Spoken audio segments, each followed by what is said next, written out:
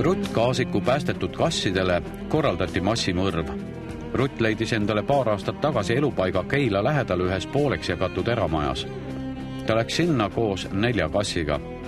Tallinnas Tartu maanteel, kus naine mõnda aega elas, tulid kassid tema ukse taha kraapima. Siis tuli välja, et majas on tulekahju. Naine päästis end voodilina pidi aknast alla ronides ja kutsus tuletõrje. Kassid ronisid aga suitsu eest pööningule ja jäid samuti ellu. Siis ma käisin neid söötmas ja siis võtsin nad endale kaasa. Ma ei saanud elupäästjaid ometigi maha jätta, aga elupäästjad nad tegelikult olid. Nendele 4 kassile lisaks võttis naine tänavalt veel mõned kassid juurde. Nüüd aga on tundmatu inimene tapnud kõik tema passid. Neid, keda kahtlustada, on naise arvates mitu. Naaber on otse välja öelnud, et tahab teda majast välja süüa. Rutt oli nimelt naabrimehele peale sattunud, kui too oma koera ise hukata tahtis. Maja ümber käib mõnda aega pärimisjagelus ja asjast huvitatuile jääb üüriliseks olev naine ette. Samas ei saa naine siiski kellelegi näpuga näidata ja viimasena eile surnud kassi lahkamine peaks mõnele küsimusele ehk vastused andma. Kui meil koolivägivald, alkoholism, julmus, sadism, hoolimatus levivad ja kui peetakse nõrkuseks halastust, armastust, kaastunnet, siis on see tunnus väga nõrgast ühiskonnast ja nõrkadest inimestest.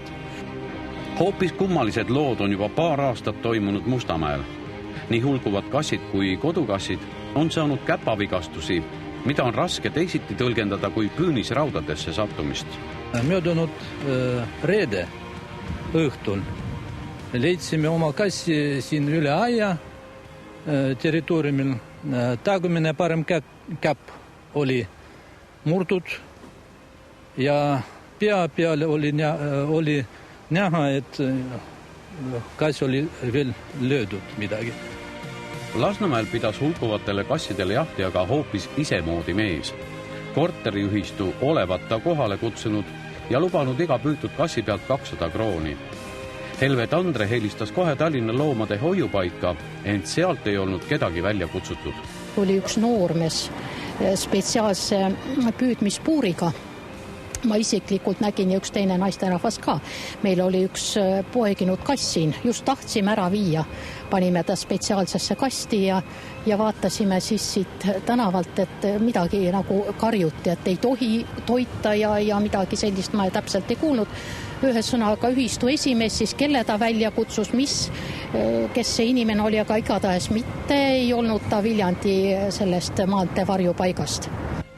Midagi ilmselt tuleb teha, sest julmus võtab igal pool sedavõrd maad, et Albert Schweitzeri filosoofia aukartus elu ees on kadumas.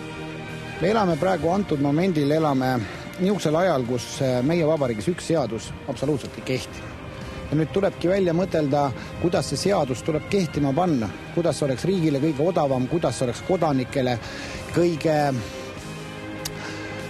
parem niimoodi, et kõik osapooled jääksid rahule, nii loomavihkajad kui ka need inimesed, kes neid armastavad. Tõesti, kui loomakaitseseadus ei toimi, ehk seda rikutakse massiliselt, võib tekkida mõte, kas sellist seadust on vaja. Sama aga võib juba küsida siis ka liiklusseaduse või iga muu seaduse kohta.